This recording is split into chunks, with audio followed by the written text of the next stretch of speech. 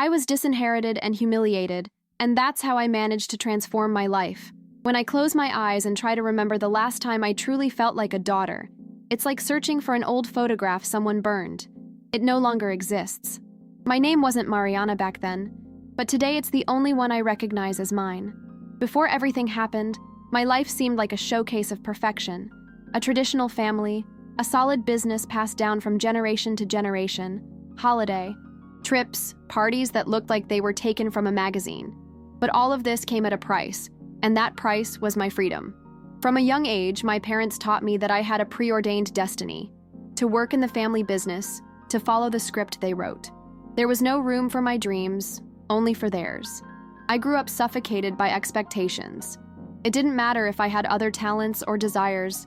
The only thing that mattered was what strengthened my family name and heritage. As a teenager, I began to sense something was deeply wrong. While my friends were planning careers, trips, and adventures, I lived with an invisible leash. "Don't forget who you are," my mother would repeat, but deep down I knew what she meant was, "Don't forget who we want you to be." I tried not to think about it too much, but with each passing year, the feeling that I was trapped in a life I didn't choose grew. At 23, the ultimatum arrived. I had just graduated in a field unrelated to the family business, and I had finally received a job offer that truly excited me. It was my chance to break out of the cycle. When I told my parents, they reacted as if I had committed a crime. My father, Fernando, didn't raise his voice. He didn't need to. His silence, filled with contempt, hurt more than any shout. My mother, Beatrice, was blunt. "If you walk out that door, don't come back." I thought it was just a threat uttered in the heat of the moment. It wasn't. They kept their promise. The next day, my name was removed from all family documents, my access to accounts was blocked, and I received a notice to officially change my name. "You are no longer part of this family," read the letter signed by the lawyer. I remember feeling butterflies in my stomach, not only from the rejection, but from the weight of the humiliation. Mutual friends began to avoid me. Relatives pretended I didn't exist. It was as if I'd been erased. It was at this point that I began calling myself Mariana, not because I wanted to, but because I had to. The first few months were a mix of fear and freedom. I had little money, a rented room in a noisy neighborhood, and a low-paying job, but at least it was mine. Still, I woke up almost every day with a tightness in my chest, wondering if I'd made the right choice. There were no more family parties, no Sunday lunches, no phone calls on my birthday. It was like mourning, but for people who were still alive. Loneliness was a ghost that accompanied me through every solitary meal and every silent night. Over time, I began to build something that felt real to me. I worked hard, sometimes too hard, and every small achievement was mine and no one else's. When I received my first promotion, I cried alone in the kitchen. Not because it was a big position, but because it was proof that I could survive without the safety net of my family. Even so, there were days when the pain ate away at me. I wanted them to see that I was okay, to repent, but they didn't, or pretended not. It had been almost 10 years without any contact. I thought that chapter was closed, that I had learned to live with the absence. Until one day, unexpectedly, I received a message on my work email. It was from my brother, Felipe. The first sentence made me freeze. "We need to talk. It's about Mom and Dad." I hesitated before opening the rest. He said my parents were sick, fragile, and wanted to see me. He talked about letting go of the past and keeping the family together. I knew Felipe had always been the darling, the perfect son who followed all the rules, but something about the tone of the message felt less like a request and more like a summons. My heart wanted to believe that maybe they had changed, that time had softened the edges, but my reason screamed that this wasn't about love. It was about need. I still remembered how they erased me, how they forced me to change my name, how they isolated me from everything. So I replied curtly, "I have no interest in reopening wounds." I thought that would be the end of it. It wasn't. Felipe persisted. He started showing up at my work, sending flowers, trying to approach me in the parking lot. He said my parents were sorry, that they wanted to make up for their mistakes. But whenever I asked to speak to them directly, he brushed me off. Until one day, without my asking, he drove me to a special place.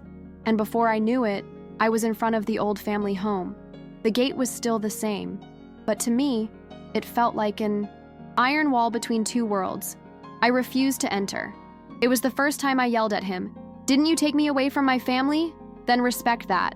That's when his mask began to slip. Felipe lost his temper, accusing me of being selfish, ungrateful, and of destroying what was left of the family name. That brother I remembered defending so often in the past was now spewing venom. Midway through the argument, I realized the attempt at reconciliation had nothing to do with me. They needed me. Because of the public image I'd built on my own. I had become a recognized professional, and their family name was sinking along with their business. I was, in their view, a marketing ploy to save their legacy. After that day, I tried to cut off all contact again. But Felipe wouldn't give up. He started posting old photos of us on social media, tagging me, publicly insinuating that I was an ungrateful daughter. I received messages from strangers telling me I should forgive. It was as if he was trying to push me back into the narrative they'd always controlled. It affected me more than I wanted to admit. I found myself wondering if maybe it would be easier to give in, to pretend everything was fine, just to take the pressure off. I was on the verge of doing something I knew would destroy me, accepting a reunion just to silence the blame he was trying to place on me. But then something happened that completely changed the course of history. Isabella, Felipe's wife, approached me. It was on a rainy afternoon, at my work. She asked to speak privately, and hesitantly, I accepted. What she told me at that moment was like pulling a rug out from under my feet and out from under my entire family castle. Isabella revealed that Felipe was not only controlling of me, but also abusive toward her. She spoke of yelling, threats, and even physical assaults. She said her parents knew everything, but chose to turn a blind eye to protect the image of their perfect son. She was gathering evidence to report the matter, but was afraid she wouldn't be heard alone. She wanted me to know so I could understand that their reconciliation was just a facade. The real goal was to use me as a cover to hide what was about to come to light. At first, I was in shock. Part of me wanted to run away from that drama, because I had already bled too much because of that family. But another part knew that if I remained silent, I would be repeating their cycle, the cycle of silence. So I made a decision. I wouldn't reconcile, but I wouldn't remain silent either. I began supporting Isabella, helping her find lawyers, journalists, and people who could amplify her voice. For the first time, I was not only defending my own story, but also helping to dismantle the farce they had constructed. When the allegations became public, it was like an earthquake. The family name, once synonymous with success, appeared in headlines alongside words like abuse and domestic violence. The business, already fragile, began to crumble. Clients walked away, contracts were canceled, and the image they had so carefully protected was destroyed, not by me, but by their own actions. I watched it all from a distance with a mixture of relief and sadness. It wasn't revenge, it was justice.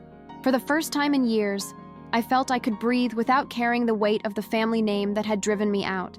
At first, I didn't know exactly how to feel watching everything fall apart. There was a part of me that wanted to celebrate, but another that felt a strange mourning, as if there was still a remnant of that daughter who had longed for acceptance. It was confusing. I didn't want them to suffer, but I also couldn't ignore the fact that they reaped what they sowed. More than that, I realized that this implosion wasn't just about me. It was about exposing a system of abuse that had spanned generations in my family. Their silence had always been the glue that kept appearances intact. The media did its job.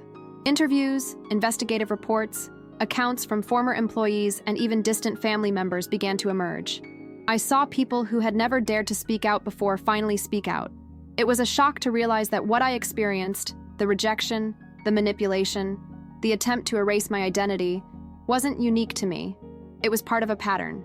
This realization freed me from a huge burden, understanding that the problem was never me, but rather the way they chose to treat people.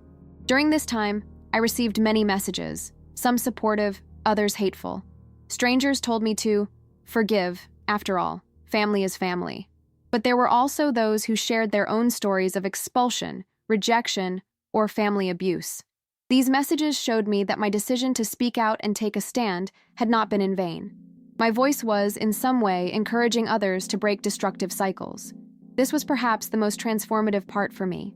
Still, dealing with the emotional toll wasn't easy.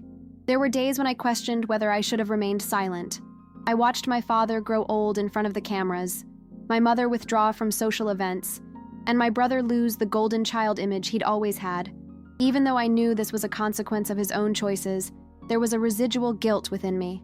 I learned that breaking away from the abuse doesn't immediately free us from the conflicting feelings. Healing isn't a straight line. The big internal turning point came when I realized I no longer needed to fight to prove anything to them. For years, my motivation was to show that I was capable, that I could succeed even without their support. But suddenly, that lost its meaning. I no longer wanted anyone's approval. What I wanted was to live according to my own values, surrounded by people who respect who I am, not who they want me to be. That's when overcoming adversity stopped being just an act of resistance and became an act of construction.